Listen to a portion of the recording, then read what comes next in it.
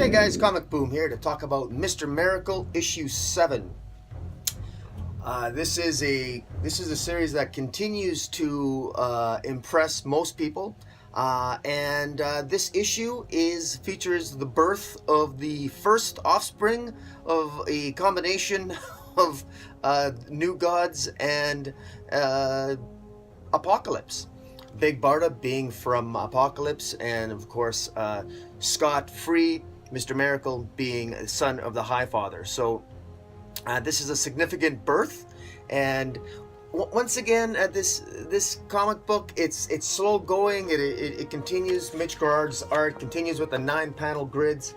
This is very much. I'm beginning to think this entire series is almost just basically. It's almost like a love story between Big Barda and Scott Free, Mr. Miracle. It's like one giant love story.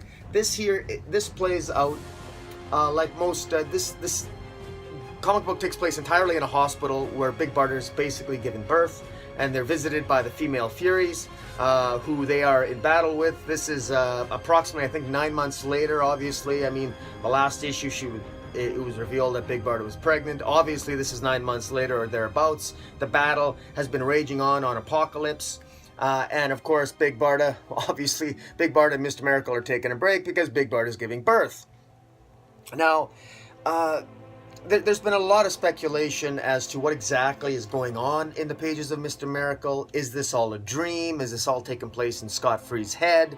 Is he already dead? Because remember, at the first issue, Mr. Miracle attempted suicide. Did he escape death? Is this entire series about him escaping some form of death? We're not really sure, but we do know that we've had a number of issues now where the love and the rapport between Big Barda and Scott Free is just bang on, and it's so well written by Tom King. But at the same time, you got to wonder, is anything really happening here? Because more than one critic, there's been a minority of critics that have rightly pointed out that this could be a letdown. Tom King doesn't always hit it out of the park.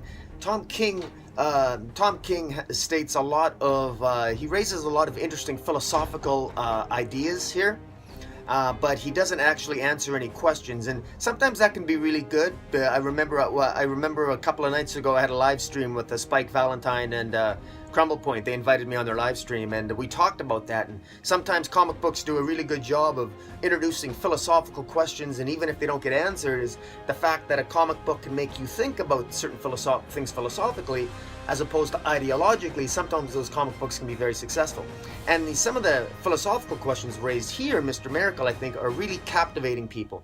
In particular, in this issue, aside from the wonderful dialogue and those moments of sort of cliche moments between a woman who's giving birth and her husband who's sitting there waiting and waiting and waiting, Tom King does a great job, and Mitch Gerads does a great job illustrating the reality of waiting for a child to be born in a hospital while mom is sitting there and going through the contractions while dad is waiting there patiently for something to actually happen. A lot of interesting things occur here. In particular, two things which possibly hint at the overall theme of this story. The first one is they joke about while Big Barda's on the bed, she's talking to Scott, and she asks him if he remembers Jacob's ladder. Now, Jacob's ladder, Scott indicated was the ladder that they used when they were in the X pits. That was the way on Apocalypse you could escape the X pits, was to climb up Jacob's ladder. Now, what's interesting about that reference is that in our world, anyway, I mean, Jacob's ladder is a biblical reference. It's both a biblical reference and an interesting movie reference. It's a biblical reference because in the Bible, Jacob's ladder refers to, it's basically the ladder. It's a gate between heaven and earth. So it's a gate between heaven and earth. So that in and itself is very interesting, because if it's a gate between heaven and earth, is it hinting that maybe Scott is really dead?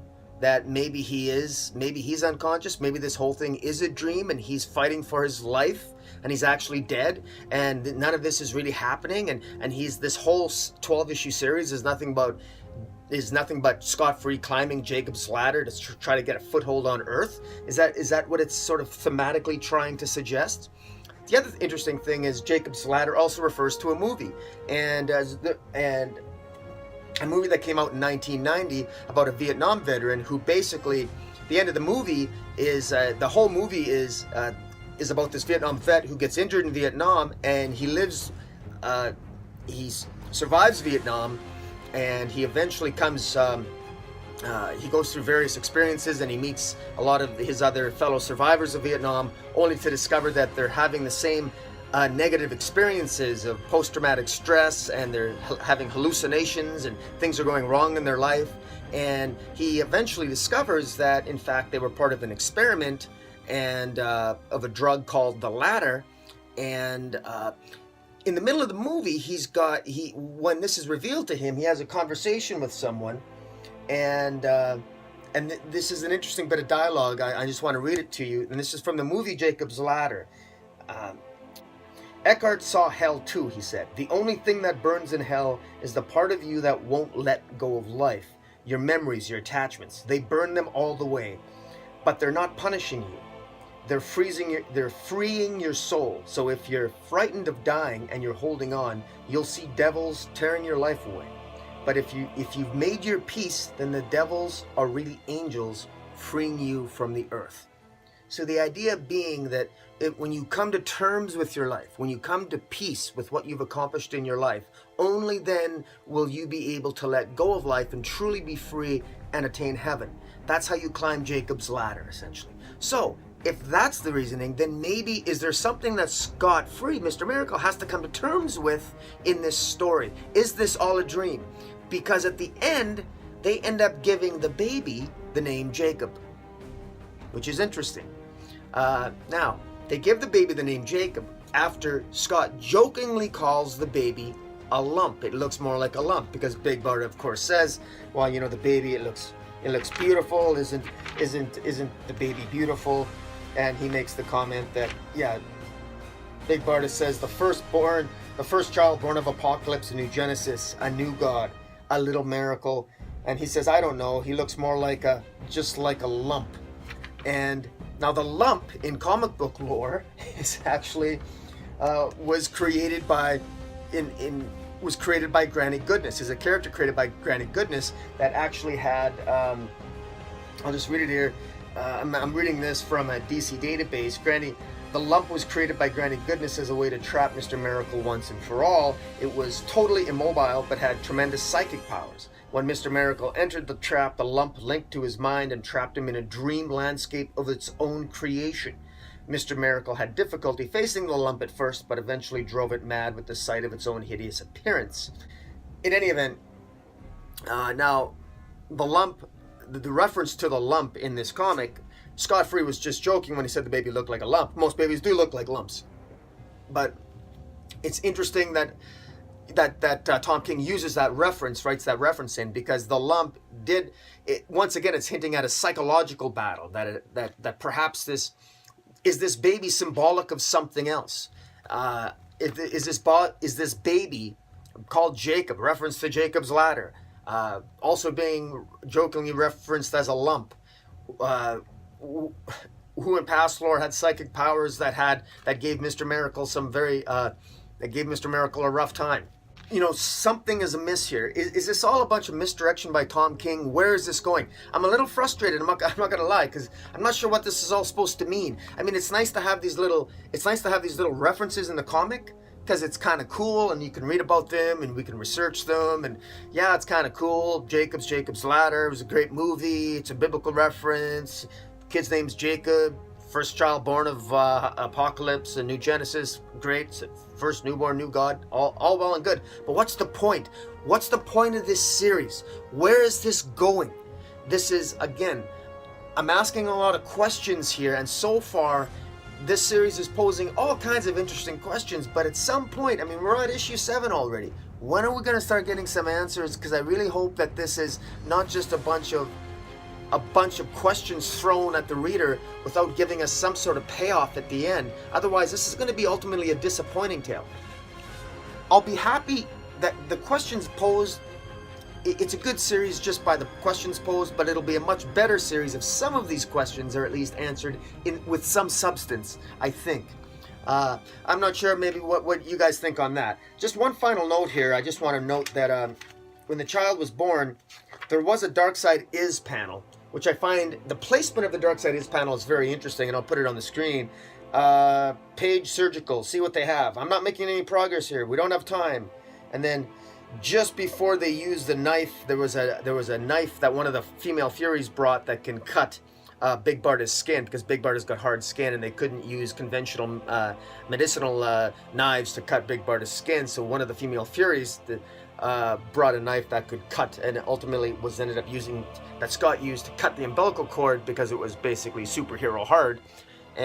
But just before the umbilical cord was cut, that panel appeared that Dark Side Is.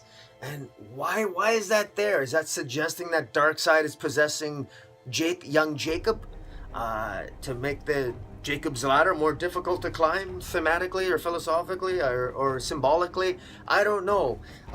So many questions here. I don't really know what's going on, but at the last three panels says only Scott Free has a chance to survive. The battle of the id. And then the final panel appropriately has the baby finally crying, which basically finally taking its first breath and crying as it's born into the world. An interesting, a very personal tale, a very good comic book. Not a lot happens. This actually is a good self-contained story. You don't even need to read any of the... You could give this to a person on the street and they would enjoy the dialogue between mom and dad having their first child. It's actually quite good for that purpose alone, for that reading alone. But in terms of the overall context, it just adds more questions. It doesn't add anything, and this is getting frustrating. It's starting to get frustrating, to say the least here. I hope there's more payoff in future issues. Beautiful cover. Again, this is my favorite cover. The other cover has the female Furies on it, which our enemy, Big Barda, used to be a female Fury until she betrayed Granny Goodness because she fell in love with Mr. Miracle, who she fondly recalls as successfully climbing out of Jacob's ladder. So it is interesting that Big Barda did reference Scott Free actually successfully climbing out of Jacob's ladder. That was the ladder that led out of the X pits of Apocalypse. Ultimately, Scott successfully climbing Jacob's ladder, literally out of the X pits, is ultimately was at around the same time that Big Barda fell in love with him. But now, is there another Jacob's ladder? And now that he's climbed out of Jacob's ladder all those years ago, now they have a son named Jacob. How appropriate that the same location where they fell in love, they named their son after that. That was very touching. So in any event, this is a good, it's good, but it raises a lot of questions. Guys, tell me what you think. Mr. Miracle, I got, mixed feelings in terms of where it might be going, but let me know what you think. And in the meantime, Comic Boom, out.